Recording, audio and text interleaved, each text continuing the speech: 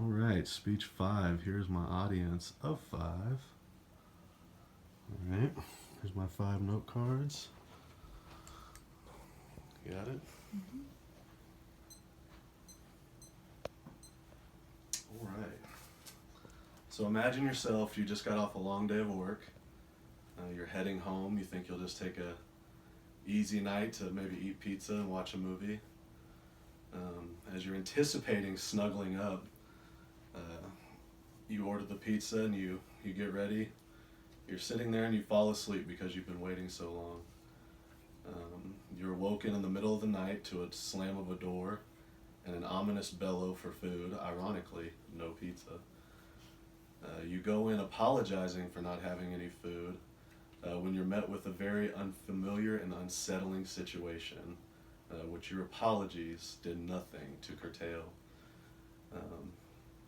Today, domestic violence is an unfortunate situation that we even have to have a conversation about this. I have actually medically treated victims of domestic violence in their own home and in a hospital.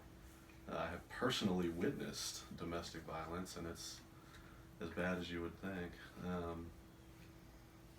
In addition, I have researched it for this project extensively. Some might ask why you should care about domestic violence, if you can believe that, or why we're actually talking about this. If you look at it from an ethical standpoint only, everybody has the right to security from being abused. Put that aside, and a more disconcerting aspect of it is the fact that when people are raised in that environment, it actually creates new abusers, unfortunately. And stopping that cycle is why you should care. How you should care, or what you can do, is take an interest. You can look for local groups. You can see what's going on in your community. For instance, today we're going to explore the National Coalition Against Domestic Violence.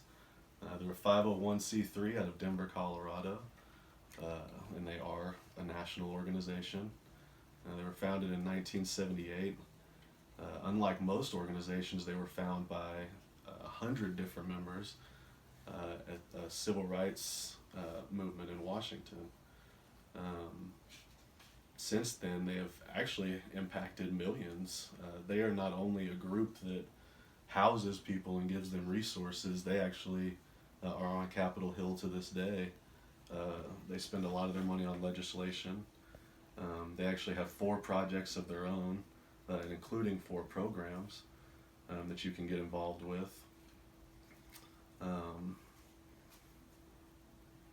You can follow them on social media and share. You don't have to have money to donate. You can do other things. A voice can be just as valuable. If you go on their website at ncadv.org, on the right hand side, you will see a litany of ways you can get involved.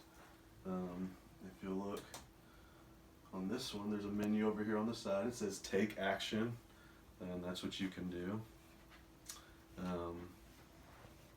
But domestic violence is affecting too many people.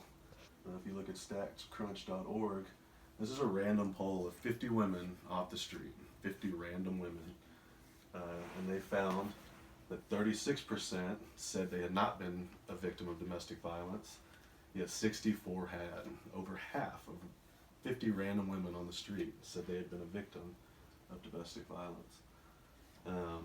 And it doesn't just end there. It's not like a movie where you just get slapped around.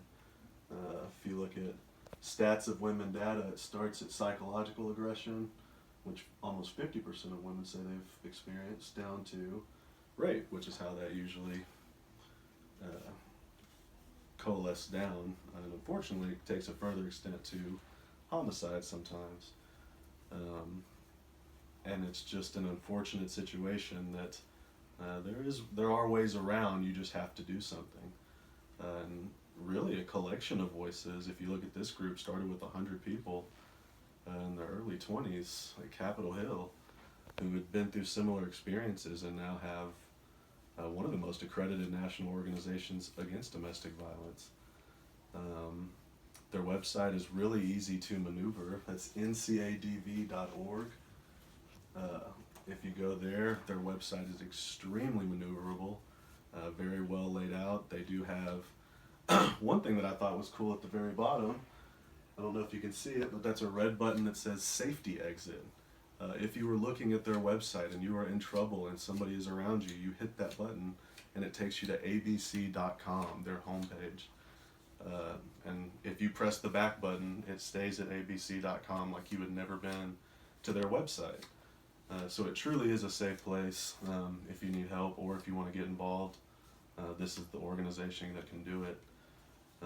Because unfortunately, too many people, like the professional woman I explained in the intro, looks can be deceiving, and you never know when somebody's in trouble and needs help. So get involved and take action. The next speaker for our topic is excuse me, Alondra Tarango, and she will be discussing the Houston Area Women's Center. Thank you. No, stop it. 1, 2, 3, 4, 5.